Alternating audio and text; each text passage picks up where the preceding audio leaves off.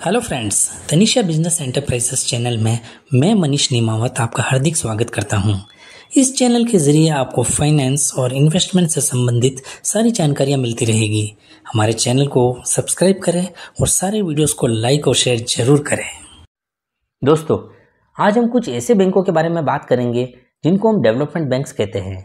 ये विकास बैंक वे financial institutions होते हैं जो लॉन्ग टर्म फाइनेंसिंग प्रदान करते हैं। ये इंडस्ट्रीज, एग्रीकल्चर, इंफ्रास्ट्रक्चर और अन्य डेवलपमेंट सेक्टर्स को समर्थन देते हैं। अतः ये कॉमर्शियल बैंकों की तरह कस्टमर से डील नहीं करते।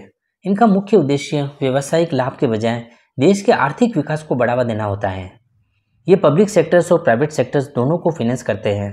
ये बैंक्स भारतीय इकोनॉमी के उन सेक्टर्स को लॉन्ग टर्म फाइनेंशियल सेवाएं देते हैं जिनमें उच्च जोखिम होता है और जिन्हें कॉमर्शियल बैंकों द्वारा पर्याप्त ऋण नहीं मिल पाता। भारत में डेवलपमेंट बैंक्स विभिन्न संस्थाओं जैसे आरबीआई, गवर्नमेंट आदि के द्वारा उनके कार्य और प्रकृति के आधार पर नियंत्रित किए जाते हैं। अब हम भारत में जितने भी मेजर प्रकार के डेवलपमेंट बैंक्स होते हैं उनका शॉर्ट में विवरण देख लेते हैं।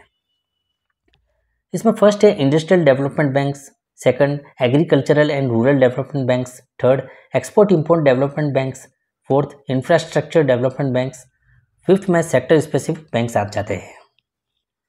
अब हम एक एक करके इनके बारे में जानते हैं। इंडस्ट्रियल डेवलपमेंट बैंक्स, ये बैंक्स इंडस्ट्रीज और बिजनेसेस को लॉन्ग टर्म लोन्स प्रदान करते हैं। कुछ प्रमुख इंडस्ट्रियल डेवलपमेंट बैंक्स इस प्रकार है।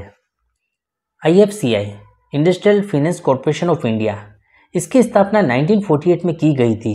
इसका मुख्य कार्य इंडस्ट्रीज को मीडियम और लॉन्ग टर्म फाइनेंशियल सर्विसेज प्रदान करना है। IDBI, industrial development bank of India, इसकी स्थापना 1964 में की गई थी। पहले यह एक डेवलपमेंट बैंक था लेकिन बाद में कॉमर्शियल बैंक बन गया।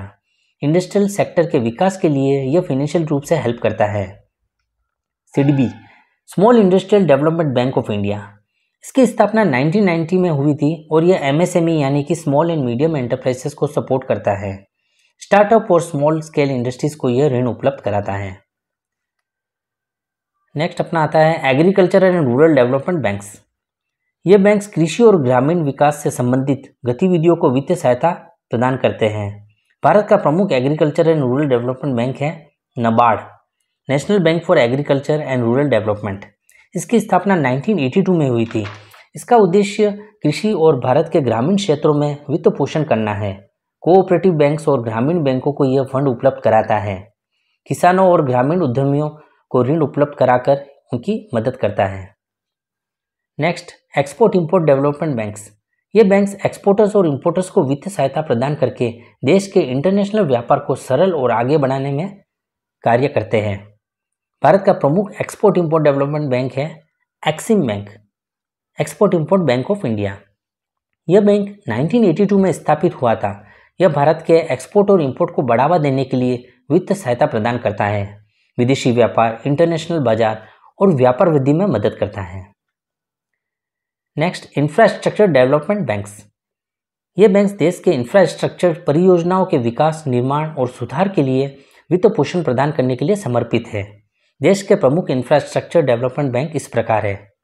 NHB, नेशनल हाउसिंग बैंक, 1988 में स्थापित। यह भारत में आवासीय वित्तीय संस्थानों को फंड प्रदान करता है, सस्ते घरों और हाउसिंग प्रोजेक्ट्स को वित्तीय सहायता देता है। IIFCL, India infrastructure finance company limited, 2006 में स्थापित। यह नेशनल इंफ्रास्ट्रक्चर प्रोजेक्ट्स के लिए वित्तीय सहायता प्रदान करता है। सड़क, बिजली, परिवहन, जल, स्वच्छता आदि परियोजनाओं में विकास हेतु फंड उपलब्ध कराता है। लास्ट वन है सेक्टर स्पेसिफिक बैंक्स। कुछ डेवलपमेंट बैंक्स ऐसे भी हैं जो विशिष्ट क्षेत्रों का समर्थन करने के लिए स्थापित किए गए हैं। कुछ मेजर इंस्टीट्यूशंस के नाम हैं REC, rural electrification corporation, PFC, power finance corporation आदि। तो आज के इस विषय पर हम कह सकते हैं कि डेवलपमेंट बैंक्स भारत की आर्थिक और सामाजिक प्रगति में अहम भूमिका निभाते हैं और दीर्घकालिक और स्थायी विकास के लिए एक मजबूत आधार प्रदान करते हैं। सरकार व अन्य संस्थाओं की देखरेख में ये बैंक अनुशासन और स्थिरता को बनाए रखते हुए देश को अपना योगदान देते रहेंगे। धन्यवाद।